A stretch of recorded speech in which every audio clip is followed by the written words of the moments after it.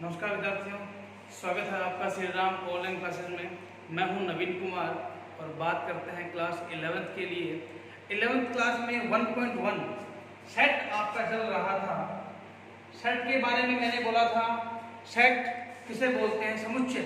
समुच्चय होता है किसी भी वस्तुओं का सुपरिभाषित संग्रह आपका समुच्चय कहलाता है।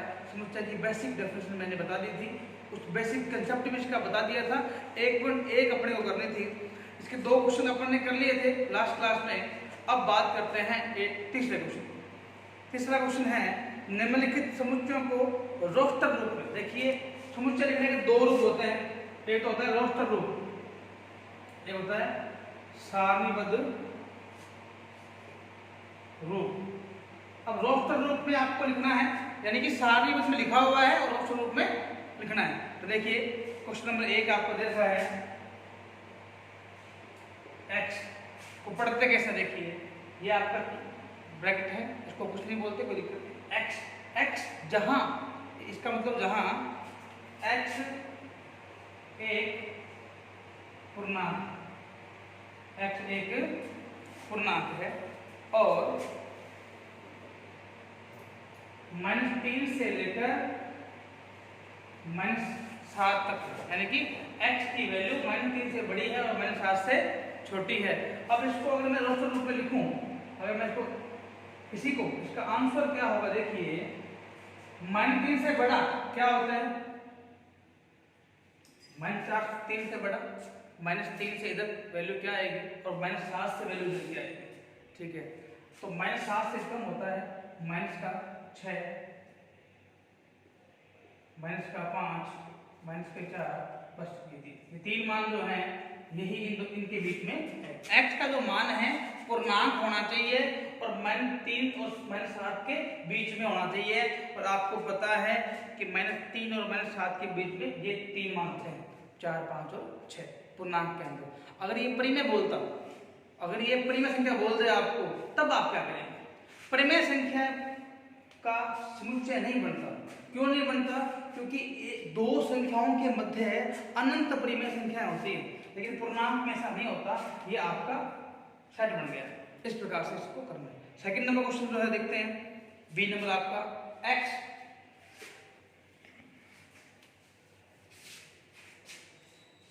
कह रहा है कि x b जो है x, जहां x संख्या 6 से कम प्राकृत संख्या है। बुक में लिखा हो, आपको क्या करना है? आपको ना इसको रोस्टर रूप में लिखना है। ये सिंपल जो संख्या लिखी होती है वो आपका रोस्टर रूप होता है। अब देखिए, 6 से कम और प्राकृत संख्या कौन सी होती है? अगर ये आपको पता नहीं है ना, तो आप उसको नहीं कर सकते। प्राकृत संख्या होती है जो 1 से स्टार्ट होती है और अनंत की तरफ जाती है, यानी कि 6 से कम क्या होता है? 5, 4, 3, 2, 1 जीरो नहीं होता। ये 5 संख्याओं का क्या बनेगा? आपका एक सेट बनेगा। ये ध्यान रखेंगे, ये आपका हो गया। इसी प्रकार इसमें क्वेश्चन बाकी तो आप कर लेंगे। 2 अंकों की ऐसी प्राकृत संख्या जिसके अंकों का योग 8 हो। अब अंकों का योग 8 हो तो तीसरा क्या होगा? 6 और 2 62, 44, 26, 35, 53, 71, 17, 80, 08। ये जो आपकी 8 दशमलव संख्याएं हैं, ये आपकी वे संख्याएं हैं जिनका अंकों का योग कितना है? 8। ठीक है, इसको मैंने लिख दिया। अब ये आपका रोस्टर रूप है और जो बुक में दे रखा है वो सारणीबद्ध रूप है, ये ध्यान रखेंगे। अब आगे दे रखा है एक अभाज्य संख्या जो 60 की भाजक, खुद करेंगे इसको आप। 60 की भाजक का मतलब हो गया 60 में जिसका भाग जाता है, 2 का भाग जाता है, 3 का भाग जाता है, 5 का भाग जाता है, जितनी संख्याएं भी हैं उनका एक सेट आपको लिखना है। फिर आपको दिया है ट्रिग्नोमेट्री। ट्रिग्नोमेट्री शब्द के अक्षर, पहले ट्रिग्नोमेट्री की स्पेल लिख लीजिए आप, TRIGNOMETRY। GONOMETRY।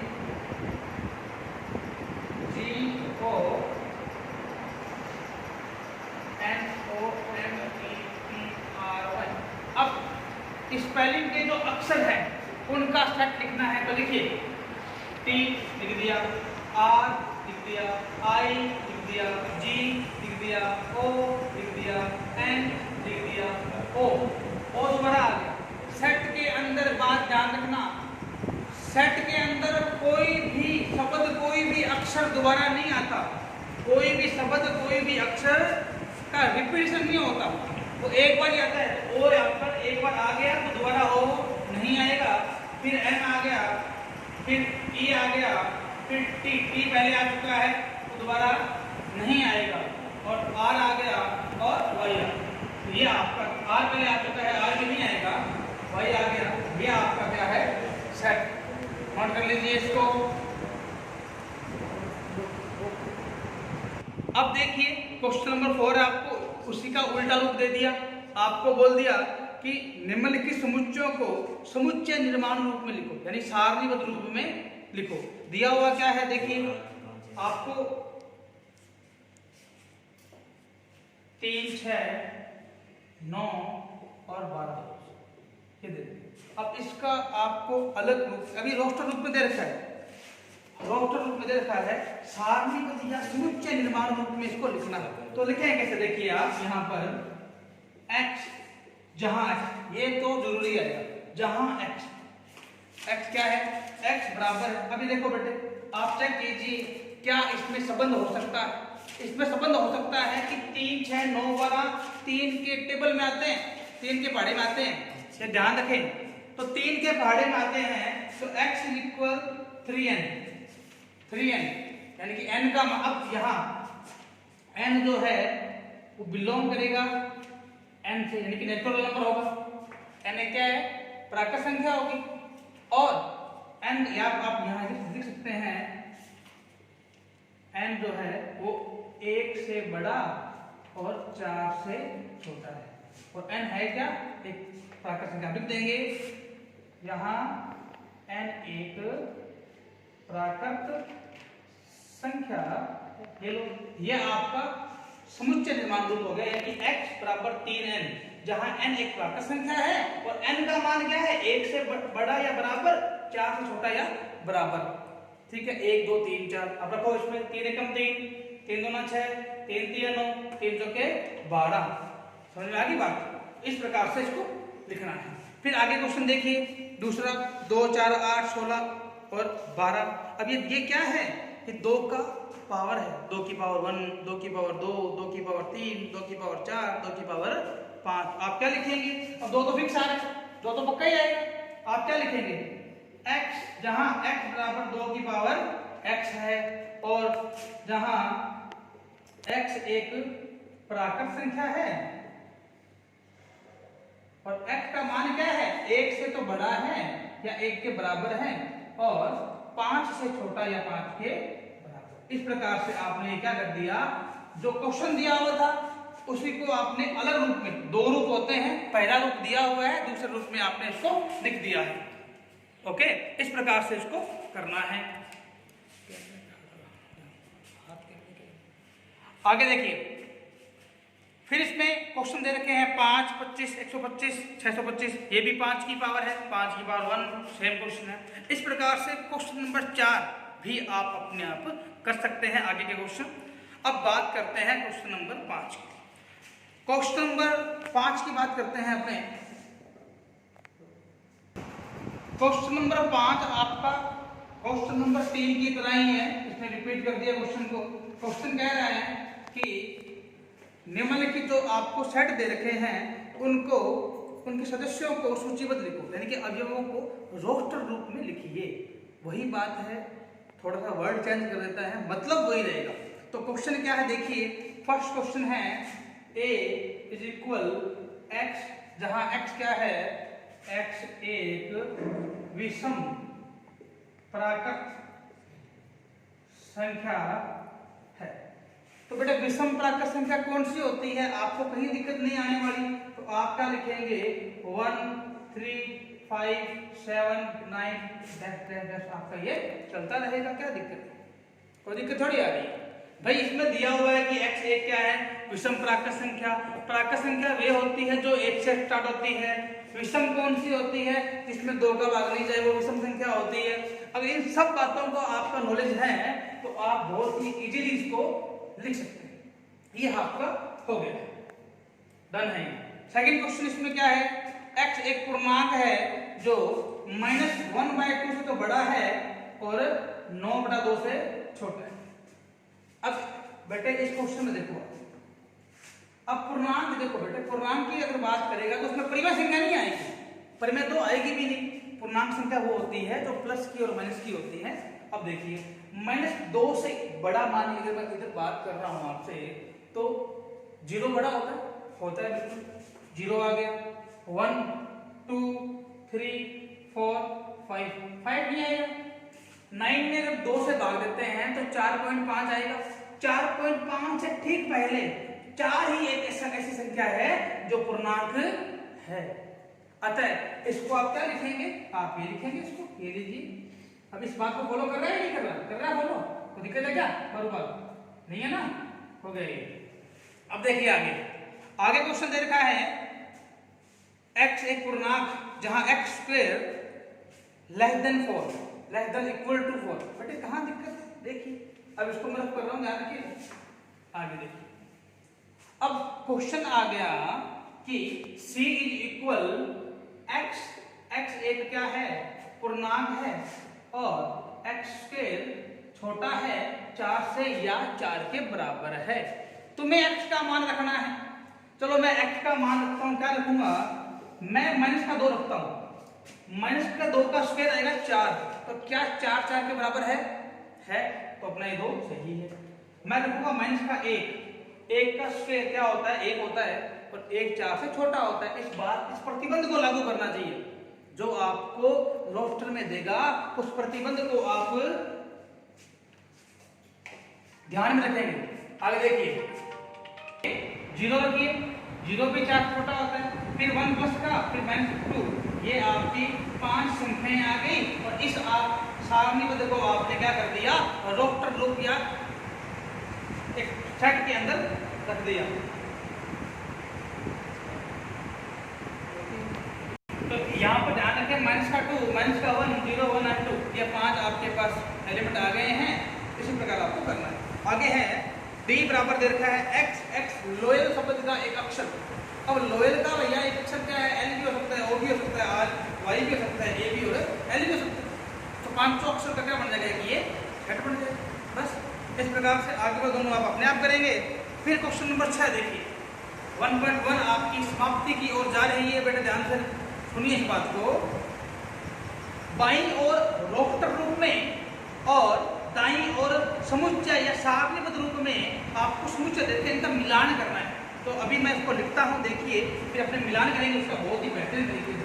यहाँ पे आपका अभी तक 1.1 में बेटे ध्यान रखना, अपने कोई भी चैप्टर करते हैं ना, तो उसका आपको पता होना चाहिए कि आपने क्या पढ़ा, कितना कुछ पढ़ा। 1.1 तक आपने 3 चीजें पढ़ी है। एक तो पढ़ा है सेट की परिभाषा, वो आपको पता लग गई सेट क्या होता है।